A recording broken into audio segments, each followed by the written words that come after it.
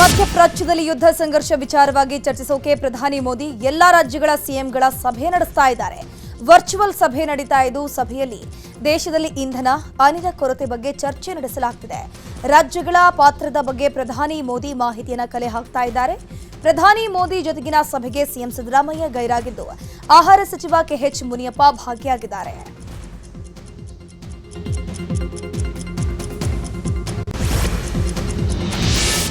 ಯುದ್ಧದ ಎಫೆಕ್ಟ್ನಿಂದ ಲಾಕ್ಡೌನ್ ಪರಿಸ್ಥಿತಿ ಇಲ್ಲ. ದೇಶವನ್ನು ಲಾಕ್ಡೌನ್ ಮಾಡುವ ಅಗತ್ಯವಿಲ್ಲ. ಲಾಕ್ಡೌನ್ ಅನ್ನೋದು ಕೇವಲ ವದಂತಿ ಅಷ್ಟೇ ಎಂದು ಕೇಂದ್ರ ಸರ್ಕಾರ ಸ್ಪಷ್ಟಪಡಿಸಿದೆ. ಈ ಬಗ್ಗೆ ಕೇಂದ್ರದ ಪೆಟ್ರೋಲಿಯಂ ಸಚಿವ ಹರ್ದೀಪ್ ಸಿಂಗ್ ಪುರಿ ಮಾಹಿತಿಯನ್ನು ನೀಡಿದ್ದು, ದೇಶದಲ್ಲಿ ತೈಲ, ಗ್ಯಾಸ್ಗೆ ಏನೂ ಸಮಸ್ಯೆ ಆಗಲ್ಲ. ಪ್ರಧಾನಿ ಮೋದಿ ಎಲ್ಲ ಮುನ್ನೆಚ್ಚರಿಕಾ ಕ್ರಮವನ್ನು ವಹಿಸಿದ್ದಾರೆ. ನಮ್ಮ ವಿದೇಶಾಂಗ ನೀತಿ ಅತ್ಯುತ್ತಮವಾಗಿದೆ. ಭಾರತದ ವ್ಯಾವಹಾರಿಕ ಸಂಬಂಧ ಉತ್ತಮವಾಗಿದೆ. ಗಲ್ಫ್ ರಾಷ್ಟ್ರಗಳಿಂದ ಗ್ಯಾಸ್, ತೈಲ ಬರುತ್ತಲೇ ಇದೆ ಎಂದು ಎಕ್ಸ್ನಲ್ಲಿ ಪೋಸ್ಟ್ ಹಾಕಿ ಮಾಹಿತಿ ನೀಡಿದ್ದಾರೆ.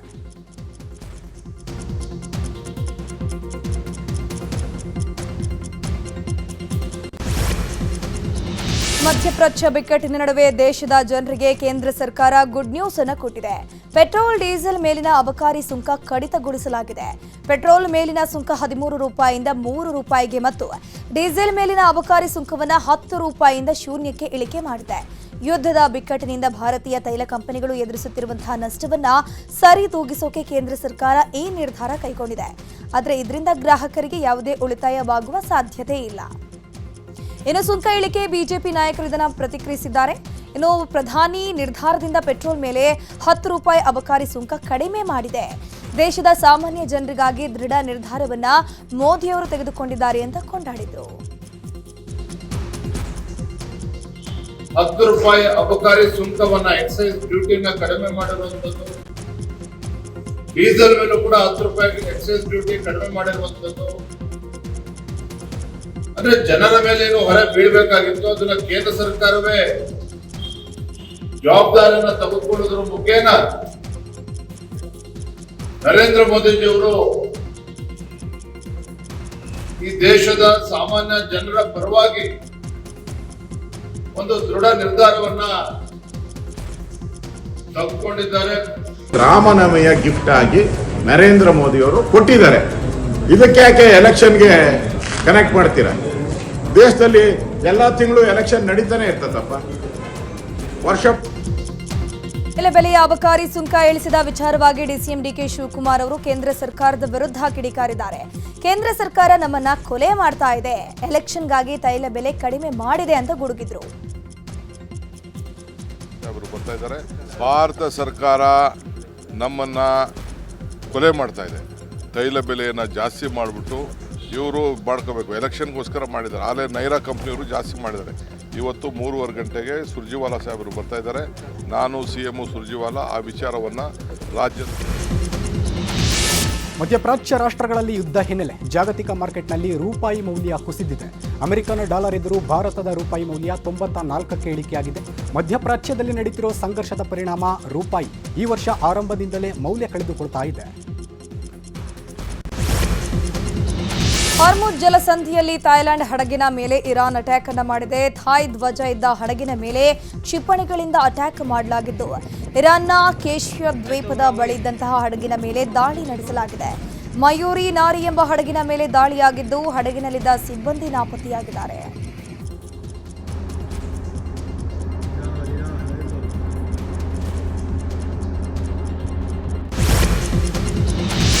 ಮಧ್ಯಪ್ರಾಚ್ಯದಲ್ಲಿ 28ನೇ ದಿನದ ಯುದ್ಧ ಹಿನ್ನೆಲೆ ಇಸ್ರೇಲ್ ಮೇಲೆ ಇರಾನ್ ನಿರಂತರ ದಾಳಿ ಮಾಡ್ತಿದೆ. ಅದರಲ್ಲೂ ಇಸ್ರೇಲ್ ಮೇಲೆ ಹಾರಿಸಿದ ಕ್ಷಿಪಣಿಯಲ್ಲಿ ಭಾರತದ ಹೆಸರು ನಮೂದಾಗಿದೆ. ಥ್ಯಾಂಕ್ ಯು ಇಂಡಿಯಾ ಎಂದು ಬರೆದು ಅಟ್ಯಾಕ್ ಮಾಡಲಾಗಿದೆ. ಸದ್ಯ ಇರಾನ್ ನಡೆಸಿದ ವಿರುದ್ಧ ಜಾಗತಿಕ ಮಟ್ಟದಲ್ಲಿ ಭಾರಿ ಚರ್ಚೆ ಆಗ್ತಾ ಇದೆ.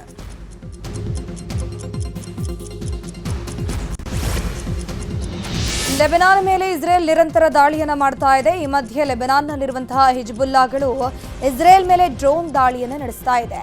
ಇಸ್ರೇಲ್ ಸೇನೆಯ ಯುದ್ಧ ಟ್ಯಾಂಕರ್ ಮೇಲೆ ಡ್ರೋನ್ ದಾಳಿ ಮಾಡೋ ದೃಶ್ಯವನ್ನ ಹಿಜ್ಬುಲ್ಲಾ ರಿಲೀಸ್ ಮಾಡಿದೆ. ಎಫ್ಇಪಿ ಡ್ರೋನ್ ಇಸ್ರೇಲ್ ಟ್ಯಾಂಕ್ ಅನ್ನು ಹುಡುಕಿ ಬಂದು ಅದಕ್ಕೆ ಡಿಕ್ಕಿ ಹೊಡೆದಿದೆ.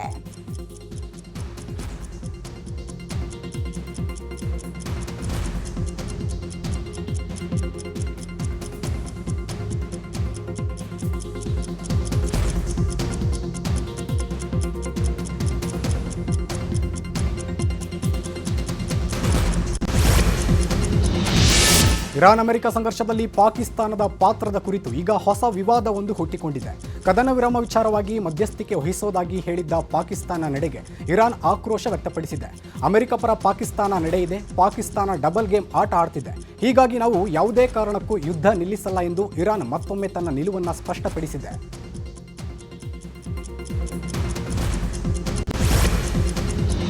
ಪಶ್ಚಿಮ ಏಷ್ಯಾದಲ್ಲಿ ಯುದ್ಧ ಉಲ್ಬಣಗೊಂಡಿದೆ. ಹೀಗಾಗಿ ರಾಜ್ಯದಲ್ಲಿ ತೈಲ ಬೆಲೆ ವದಂತಿ ಹೆಚ್ಚಾಗಿದೆ. ಬಾಗಲಕೋಟೆ ನಗರದಲ್ಲಿ ಪೆಟ್ರೋಲ್ ಅಭಾವ ಶುರುವಾಗಿದೆ. ಬಹುತೇಕ ಪೆಟ್ರೋಲ್ ಬಂಕ್ಗಳಲ್ಲಿ ನೋ ಸ್ಟಾಕ್ ಬೋರ್ಡ್ ಅನ್ನು ಹಾಕಲಾಗಿದೆ. ಕೇವಲ ಡೀಸೆಲ್ ಮಾತ್ರ ಲಭ್ಯವಾಗಿದ್ದು, ಜಿಯೋ ಪೆಟ್ರೋಲ್ ಬಂಕ್ನಲ್ಲಿ ಮಾತ್ರ ಪೆಟ್ರೋಲ್ ಲಭ್ಯವಿದ್ದು, ಒಬ್ಬರಿಗೆ 200 ರೂಪಾಯಿ ಮಿತಿಯೊಳಗೆ ಮಾತ್ರ ಪೆಟ್ರೋಲ್ ಇದ್ದು, ಡೀಸೆಲ್ ಕೂಡ 1000 ರೂಪಾಯಿ ಮಿತಿಯೊಳಗೆ ಮಾತ್ರ ಸಿಗ್ತಾ ಇದೆ. ಇನ್ನು ಕಲಬುರಗಿಯಲ್ಲಿ ಜನರು ಪೆಟ್ರೋಲ್ ಬಂಕ್ಗಳಿಗೆ ಎತ್ತಿನ ಬಂಡಿಗಳಲ್ಲಿ ಬ್ಯಾರೆಲ್ ತಂದು ಪೆಟ್ರೋಲ್ ಅನ್ನು ತುಂಬಿಸ್ಕೊಳ್ತಾ ಇದ್ದಾರೆ. ಡೀಸೆಲ್ ಅನ್ನು ಜನರು ತುಂಬಿಸ್ಕೊಳ್ತಾ ಇದ್ದಾರೆ.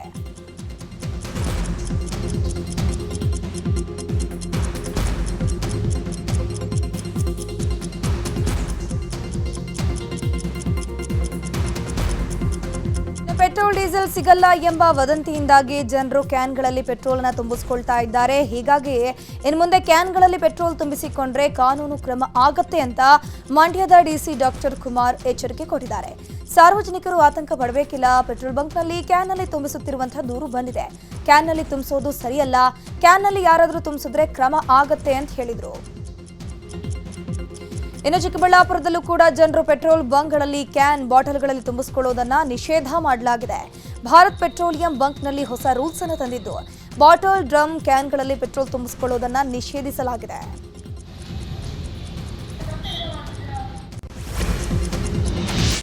ಇದೀಗ ಬೈ ಎಲೆಕ್ಷನ್ ಸಂಬಂಧಪಟ್ಟ ಸುದ್ದಿಗಳನ್ನು ನೋಡ್ತಾ ಹೋಗೋಣ. ದಾವಣಗೆರೆ ದಕ್ಷಿಣ ಕ್ಷೇತ್ರದ ಚುನಾವಣೆಯಲ್ಲಿ ಬಂಡಾಯ ಸ್ಪರ್ಧೆಗೆ ಇಳಿದಿದ್ದ ಸಾದಿಕ್ ಪೈಲ್ವಾನ್ ಹಿಂದೆ ಸರಿದಿದ್ದಾರೆ. ಇವತ್ತು ಕಾವೇರಿ ನಿವಾಸದಲ್ಲಿ ಸಿಎಂ ಸಿದ್ದರಾಮಯ್ಯ ಸಾದಿಕ್ ಪೈಲ್ವಾನ್ ಜೊತೆ ಮಾತುಕತೆ ನಡೆಸಿದ್ರು. ಸಂಧಾನ ಸಕ್ಸಸ್ ಆಗಿದೆ. ಸಾದಿಕ್ಗೆ ಮುಂದಿನ ಚುನಾವಣೆಯಲ್ಲಿ ಅಲ್ಪಸಂಖ್ಯಾತರಿಗೆ ಟಿಕೆಟ್ ಕೊಡಿಸ್ತೇನೆ, ನಿಮಗೂ ನಿಗಮ ಮಂಡಳಿಯಲ್ಲಿ ಸ್ಥಾನಮಾನ ನೀಡ್ತೇನೆ ಎಂದು ಭರವಸೆ ನೀಡಿದ್ದಾರೆ. ಈ ಮೂಲಕ ಸಾದಿಕ್ ಕಣದಿಂದ ಹಿಂದೆ ಸರಿದಿದ್ದು, ಸಮರ್ಥ ಮಲ್ಲಿಕಾರ್ಜುನಿಗೆ ಬೆಂಬಲ ನೀಡೋದಾಗಿ ಸಾದಿಕ್ ಹೇಳಿದ್ದಾರೆ. ನಮ್ಮ ಪೈಲ್ವಾನ್ರವರು ನಾನು ಹುಟ್ಟಲಾಗಿಂದನೂ ಕಾಂಗ್ರೆಸ್ ಬೆಳೆಸಿದ್ದೀನಿ. ನನ್ನ ಮಕ್ಕಳು, ನನ್ನ ತಮ್ಮ ಬ್ಲಾಕ್ ಪ್ರೆಸಿಡೆಂಟು, ನನ್ನ ಮಗ ಯೂತ್ ಕಾಂಗ್ರೆಸ್. ನಮ್ಮ ಪೈಲ್ವಾನ್ರವರು ನಾನು ಹುಟ್ಟಲಾಗಿಂದನೂ ಕಾಂಗ್ರೆಸ್ ಬೆಳೆಸಿದ್ದೀನಿ. ನನ್ನ ಮಕ್ಕಳು, ನನ್ನ ತಮ್ಮ ಬ್ಲಾಕ್ ಪ್ರೆಸಿಡೆಂಟು, ನನ್ನ ಮಗ ಯೂತ್ ಕಾಂಗ್ರೆಸ್ ಪ್ರೆಸಿಡೆಂಟು, ನಾನು ಕಾಂಗ್ರೆಸ್ಸಿಗ. ಪೈಲ್ವಾನ್ ಸಾದಿಕ್ ಭಾಳ ವರ್ಷಗಳಿಂದ ನನಗೂ ಅವ್ರ ಪರಿಚಯ. ಸಾದಿಕ್ ಅವ್ರು ಪೈಲ್ವಾನ್ ಕುಸ್ತಿ ಮಾಡ್ತಾ ಇದ್ದಾಗಿಂದ ಪರಿಚಯ. ನಾನು ಕುಸ್ತಿ ನೋಡೋಕೆ ಹೋಗ್ತಿದ್ದೆ, ಇವರು ಕುಸ್ತಿ ನೋಡೋಕ್ಕೆ ಹೋಗ್ತಾ ಇದ್ದೆ. ಇವರು ಆಕಾಂಕ್ಷಿಯಾಗಿದ್ದು, ಆಕಾಂಕ್ಷಿಗಳಾಗೋದು ತಪ್ಪೇನಿಲ್ಲ, ಆದರೆ ಎಲ್ರಿಗೂ ಕೊಡೋಕ್ಕಾಗಲ್ಲ. ಕಾಂಗ್ರೆಸ್ನ ನೀತಿಯಂತೆ ಯಾರು ಮರಣ ಹೊಂದಿದ್ದಾರೆ ಅವ್ರ ಮನೆಯವ್ರಿಗೆ ಕೊಡೋದು ಅಂತೇಳಿ ಬಾಗಲಕೋಟೆಯಲ್ಲಿ ಈಗ 2 ಬೈ ಎಲೆಕ್ಷನ್ಗಳು ನಡೀತಾ ಇದ್ದಾವೆ. ಒಂದು ಬಾಗಲಕೋಟೆ, ಇನ್ನೊಂದು ದಾವಣಗೆರೆಯಲ್ಲೂ ಶಿವಶಂಕರಪ್ಪನವ್ರ ಮೊಮ್ಮಗನ ಕೊಟ್ಟಿದ್ದೀವಿ. ನಾನು ಪೈಲ್ವಾನ್ ಸಾದಿಕ್ ಅವರಿಗೆ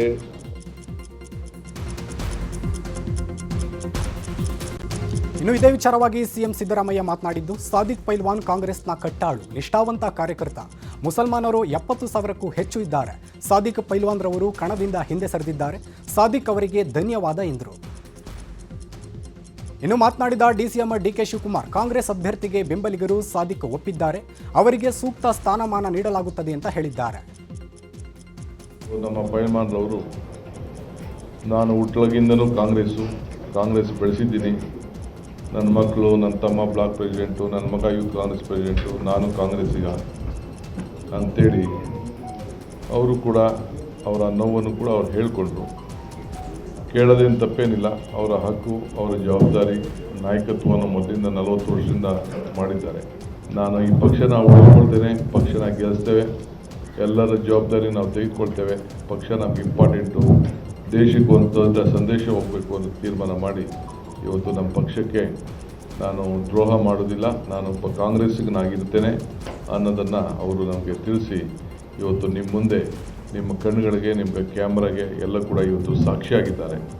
ಒಂದು ಮನೆಯಲ್ಲಿ ಅಣ್ಣ ತಮ್ಮಂದರಲ್ಲಿ ಹೊಡೆದು ಬಂದರೆ ಹಿರಿಯರು ಯಾರೋ ಒಬ್ಬರು ಸಮಜಾಯಿಸ್ತಾರೆ, ಹೊಡೆದು ಬಂದದ್ದು ನಮ್ಮನ್ನು ಹಿರಿಯರು, ನಮ್ಮ ಮನೆಯವರು, ಕುಟುಂಬದವರು ನನಗೆ ಕರೆದು ಸಮಜಾಯಿಸಿ ನಾನು ಪುನಃ ಆ ಮನೆಗೆ ಮತ್ತೆ ಮರಳಿ ಬಂದಿದ್ದೇನೆ. ಖಂಡಿತವಾಗೂ ನಮ್ಮ SS ಮಲ್ಲಿಕಾರ್ಜುನ್ ಮಗನಿಗೆ ಕಾಂಗ್ರೆಸ್ ಪಕ್ಷದಿಂದ ಟಿಕೆಟ್ ಸಿಕ್ಕಿದೆ.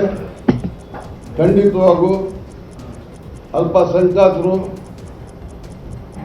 ಆಯ್ದ ವರ್ಗದ ಜನ, ಎಲ್ಲ ಧರ್ಮದ ಜನ ಅವರಿಗೆ ಭುಜ ಹಚ್ಚಿ ಅಂತರ ಮತದಿಂದ 9ನೇ ತಾರೀಕಿಗೆ ನಾವು ಮತ ನೀಡಿ ನಾವು ವಿಧಾನಸೌಧಕ್ಕೆ ಅವರಿಗೆ ಕಳಿಸ್ಕೊಡ್ತೀವಿ ಅಂತೇಳಿ ತಮ್ಮ ಮೂಲಕ ಕಾಂಗ್ರೆಸ್ನ ವಿರುದ್ಧ ತೊಡೆತಟ್ಟಿದ್ದ ಸಾದಿಕ್ ಪೈಲ್ವಾನ್ ಯು ಟರ್ನ್ ಹೊಡೆದಿದ್ದಾರೆ. ಇದರಿಂದಾಗಿ ಸಾದಿಕ್ ಪೈಲ್ವಾನ್ಗೆ ಬೆಂಬಲ ಸೂಚಿಸಿದ್ದ ಪಕ್ಷೇತರ ಅಭ್ಯರ್ಥಿಗೆ ಶಾಕ್ ಆಗಿದೆ. ಈ ಬಗ್ಗೆ ಮಾತನಾಡಿದ ಮನ್ಸೂರ್ ಅಲಿ, ಮಧ್ಯರಾತ್ರಿ 1 ಗಂಟೆವರೆಗೆ ಸಾದಿಕ್ ಪೈಲ್ವಾನ್ ನನ್ನ ಜೊತೆಗೆ ಇದ್ರು. ಬೆಳಗ್ಗೆ ಪ್ರಚಾರಕ್ಕೆ ಹೋಗೋಣ ಅಂತ ಪ್ಲಾನ್ ಮಾಡಿದ್ವಿ. ಎಲ್ಲರೂ ಸೇರಿ ಸಾದಿಕ್ ಪೈಲ್ವಾನ್ ಬೆಂಬಲಿಸೋಣ ಅಂತ ಅನ್ಕೊಂಡಿದ್ವಿ. ಈ ಕಣದಿಂದ ಹಿಂದೆ ಸರಿದಿರೋದು ಗೊತ್ತಾಗಿದೆ ಅಂತಂದ್ರು. ಸರ್, ನಿನ್ನೆ ರಾತ್ರಿ 1 ಗಂಟೆ ಮಟ್ಟ ನಾವು ಅವರು ಮಾತಾಡ್ತಾ ಇದ್ವಿ. ಬೆಳಗ್ಗೆಲ್ಲ ಕ್ಯಾನ್ವಸಿಗೆ ಹೋಗೋಣ, ಎಲ್ಲ ಮಾಡೋಣ ಅಂತ ಇದ್ವಿ. CM ಕರೆದಿದ್ದಾರೆ, ಹೋಗಿದ್ದಾರೆ, ನೋಡೋಣ ಬಂದಮೇಲೆ ಏನು ಮಾತಾಡ್ತಾರೆ, ಸಮಾಜಕ್ಕೆ ಏನು ಉತ್ತರ ಕೊಡ್ತಾರೆ ಅಂತ. ಇವತ್ತು ಮಧ್ಯಾಹ್ನನೇ ಸರ್, ಫೋಟೋ ಬಂದಮೇಲೆ ಅಲ್ಲಿಂದ ನಾನ್ ಸ್ಟಾಪ್ ಫೋನ್ ಬರ್ತಾ ಇದೆ. ಎಲ್ಲರದು ಎತ್ತಾ ಇಲ್ಲ ಯಾರು ಕೂಡ. ಇಲ್ಲಿ ಬಂದು ನಾನು ಡಾಕ್ಯುಮೆಂಟ್ಸ್ ರೆಡಿ ಮಾಡ್ತಾ ಇದ್ದೆ. ದಾವಣಗೆರೆ ದಕ್ಷಿಣ ಉಪಚುನಾವಣೆಯಲ್ಲಿ ಬಿಜೆಪಿ ಅಬ್ಬರದ ಪ್ರಚಾರ ನಡೆಸಿದೆ. ಇಂದು ರಾಮನವಮಿ ಹಿನ್ನೆಲೆ ಬಿಜೆಪಿ ಅಭ್ಯರ್ಥಿ ಶ್ರೀನಿವಾಸ ದಾಸಕರಿಯಪ್ಪ ಜಯದೇವ ಸರ್ಕಲ್ನಲ್ಲಿರುವ ಶ್ರೀರಾಮನ ದೇವಸ್ಥಾನದಲ್ಲಿ ಪೂಜೆ ಸಲ್ಲಿಸಿ ಪ್ರಚಾರ ಮಾಡಿದರು. KB ಬಡಾವಣೆ, ಲಾಯರ ರಸ್ತೆ ಸೇರಿದಂತೆ ಕೆಲವೆಡೆ ಪ್ರಚಾರ ಮಾಡಿದರು. ದಾವಣಗೆರೆ ದಕ್ಷಿಣದಲ್ಲಿ ಉಪಸಮರ ಅಖಾಡ ರಂಗೇರಿದೆ. ಕಾಂಗ್ರೆಸ್ ತೊರೆದು ಬಿಜೆಪಿ ಸೇರ್ಪಡೆಯಾದ ಯುವಕರಿಂದ ಉರುಳು ಸೇವೆಯನ್ನು ಮಾಡಲಾಗಿದೆ. ದಾವಣಗೆರೆ ಶಕ್ತಿ ದೇವತೆ ದುರ್ಗಾಂಬಿಕಾ ದೇವಸ್ಥಾನದಲ್ಲಿ 20ಕ್ಕೂ ಅಧಿಕ ಯುವಕರು ಉರುಳು ಸೇವೆಯನ್ನು ಮಾಡಿದ್ದಾರೆ. ಬಿಜೆಪಿ ಅಭ್ಯರ್ಥಿ ಶ್ರೀನಿವಾಸ ದಾಸಕರಿಯಪ್ಪ ಗೆಲುವಿಗಾಗಿ ಪ್ರಾರ್ಥನೆಯನ್ನು ಮಾಡಲಾಗಿದೆ. ದಾವಣಗೆರೆ ಬಿಜೆಪಿ ಕಚೇರಿಯಲ್ಲಿ ಮಾಜಿ CM ಬಸವರಾಜ ಬೊಮ್ಮಾಯಿ ಸುದ್ದಿಗೋಷ್ಠಿ ನಡೆಸಿದ್ದು, ರಾಜ್ಯ ಸರ್ಕಾರದ ವಿರುದ್ಧ ಕಿಡಿಕಾರಿ. ಈ ಸರ್ಕಾರ ಜೀವಂತವಾಗಿದೆ ಎಂದು ಅನಿಸ್ತಾ ಇಲ್ಲ. ರೈತ ವಿರೋಧಿ ಸರ್ಕಾರ, ಜನಸಾಮಾನ್ಯರ ಸಮಸ್ಯೆ ಆಲಿಸುವವರಿಲ್ಲ. ಕಳೆದ 2.5 ವರ್ಷದಲ್ಲಿ ದಾವಣಗೆರೆ ಈ ಸರ್ಕಾರದ ಕೊಡುಗೆ ಏನೂ ಇಲ್ಲ ಅಂತ ಪ್ರಶ್ನೆ ಮಾಡಿದರು.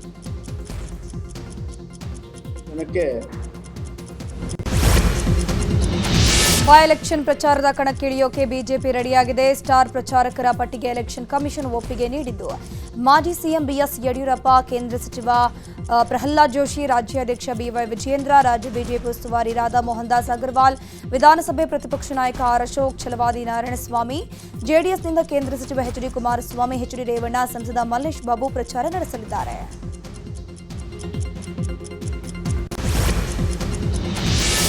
ಬಾಗಲಕೋಟೆಯಲ್ಲಿ ಉಪಚುನಾವಣೆಯ ನೀತಿ ಸಂಹಿತೆ ಉಲ್ಲಂಘನೆಯಾಗಿದೆ. 2 ಪ್ರತ್ಯೇಕ ಪ್ರಕರಣದಲ್ಲಿ ದಾಖಲೆ ಇಲ್ಲದೆ ಸಾಗಿಸುತ್ತಿದ್ದ 12,37,000 ಹಣವನ್ನು ಜಪ್ತಿ ಮಾಡಲಾಗಿದೆ.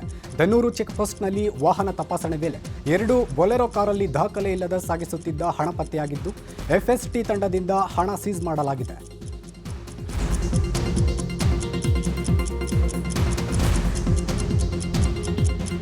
ಬಾಗಲಕೋಟೆಯ ಕಿಲ್ಲಾ ಗಲ್ಲಿಯಲ್ಲಿ ಮಾಜಿ ಸಚಿವ ಶ್ರೀರಾಮುಲು ಪ್ರಚಾರ ಕೈಗೊಂಡಿದ್ದು, ಪ್ರಚಾರಕ್ಕೆ ತೆರಳಿದ ವೇಳೆ ಶ್ರೀರಾಮುಲು ಮುಂದೆ ಮಹಿಳೆಯರ ಗೋಳು ತೋಡಿಕೊಂಡಿದ್ದಾರೆ.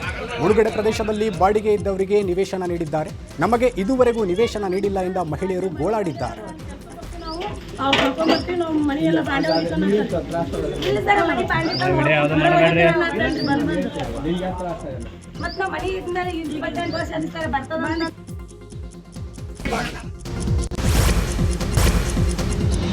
ನೆಲಮಂಗಲದಲ್ಲಿರುವಂತಹ ಗೃಹ ಸಚಿವ ಡಾಕ್ಟರ್ ಜಿ ಪರಮೇಶ್ವರ್ ಒಡೆತನದ ಮೆಡಿಕಲ್ ಕಾಲೇಜಿಗೆ ಬಾಂಬ್ ಬೆದರಿಕೆ ಬಂದಿತ್ತು. ಇಮೇಲ್ ಮೂಲಕ ಸಿದ್ಧಾರ್ಥ ಮೆಡಿಕಲ್ ಕಾಲೇಜಿಗೆ ಬಾಂಬ್ ಬೆದರಿಕೆ ಹಾಕಲಾಗಿದ್ದು, ಬಾಂಬ್ ಸ್ಕ್ವಾಡ್, ಡಾಗ್ ಸ್ಕ್ವಾಡ್ ಆಗಮಿಸಿ ಪರಿಶೀಲನೆ ಮಾಡಿದರು. ಇತ್ತ ಕೋಲಾರದಲ್ಲೂ RTO ಕಚೇರಿಗೆ ಬಾಂಬ್ ಬೆದರಿಕೆಯ ಸಂದೇಶ ಬಂದಿದ್ದು, ಸ್ಥಳದಲ್ಲಿ ಬಾಂಬ್ ಸ್ಕ್ವಾಡ್ ಆಗಮಿಸಿ ಪರಿಶೀಲನೆ ನಡೆಸಿದರು. ಇದರ ಜೊತೆಗೆ ಬೆಂಗಳೂರಿನ HSR ಲೇಔಟ್ನಲ್ಲಿರುವಂತಹ RTO ಕಚೇರಿಗೂ ಕೂಡ ಬಾಂಬ್ ಬೆದರಿಕೆ ಇಮೇಲ್ ಕಳಿಸಲಾಗಿದೆ. ಸ್ಥಳಕ್ಕೆ ಪೊಲೀಸರು ಭೇಟಿ ನೀಡಿ ಪರಿಶೀಲನೆ ಮಾಡಿದ್ದಾರೆ.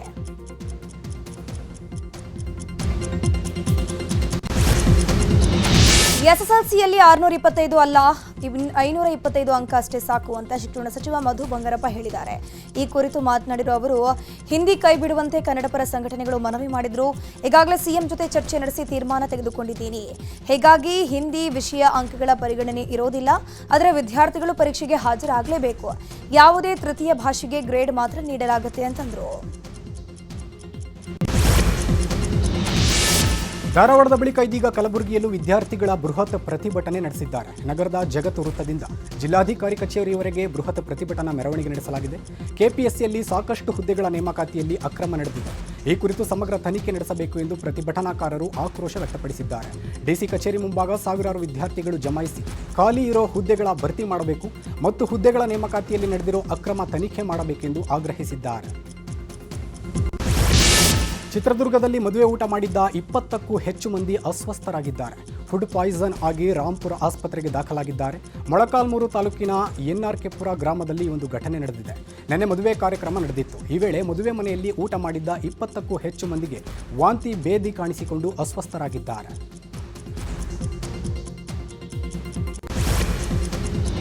ಈಗ ದೇಶದ ಪ್ರಮುಖ ಸುದ್ದಿಗಳು. ಬಿಹಾರ ಸಿಎಂ ನಿತೀಶ್ ಕುಮಾರ್ ಮಾರ್ಚ್ 30ರಂದು ರಾಜೀನಾಮೆ ನೀಡುವ ಸಾಧ್ಯತೆ ಇದೆ. ರಾಜ್ಯಸಭೆಗೆ ಆಯ್ಕೆಯಾದ ಕಾರಣ ಅವರು ಈ ನಿರ್ಧಾರವನ್ನು ಕೈಗೊಂಡಿದ್ದಾರೆ.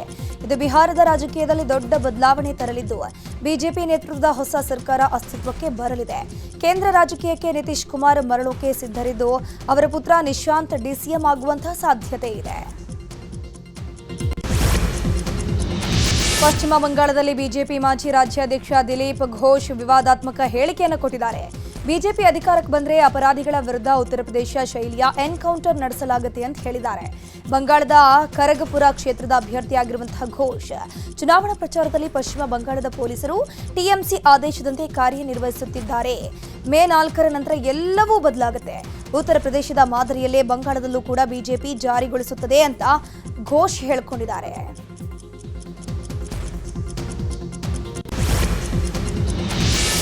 ವಿವಾಹಿತ ಪುರುಷ ಮಹಿಳೆಯೊಂದಿಗೆ ಲಿವ್ ಇನ್ ಸಂಬಂಧದಲ್ಲಿರೋದು ಕಾನೂನಿನಡಿ ಅಪರಾಧವಲ್ಲ ಎಂದು ಅಲಹಾಬಾದ್ ಹೈಕೋರ್ಟ್ ಅಭಿಪ್ರಾಯಪಟ್ಟಿದೆ. ಆತನಿಗೆ ಮದುವೆಯಾಗಿದೆ ಎಂಬ ವಿಷಯ ತಿಳಿದಿದ್ರೂ ಮಹಿಳೆ ಆತನೊಂದಿಗೆ ಲಿವ್ ಇನ್ ರಿಲೇಷನ್ಶಿಪ್ನಲ್ಲಿದ್ದರೆ ಅದು ತಪ್ಪಲ್ಲ ಎಂದು ಕೋರ್ಟ್ ಹೇಳಿದೆ. ಆ ಮಹಿಳೆಯ ಕುಟುಂಬದಿಂದಲೇ ಬೆದರಿಕೆ ಎದುರಿಸುತ್ತಿರುವ ಲಿವ್ ಇನ್ ದಂಪತಿಗೆ ರಕ್ಷಣೆ ಕೋರಿ ಸಲ್ಲಿಸಲಾದ ಅರ್ಜಿಯನ್ನು ಸಲ್ಲಿಸಲಾಗಿತ್ತು. ಈ ಪ್ರಕರಣದಲ್ಲಿ ಆಲಿಸಿದ ನ್ಯಾಯಾಲಯ ವಿವಾಹಿತ ಪುರುಷನು ಪರಸ್ಪರ ಒಪ್ಪಿಗೆಯ ಮೂಲಕ ವಯಸ್ಕ ಮಹಿಳೆಯ ಜೊತೆ ಒಟ್ಟಿಗೆ ವಾಸಿಸುವುದು ಯಾವುದೇ ಅಪರಾಧವಲ್ಲ ಎಂದು ಹೇಳಿದೆ.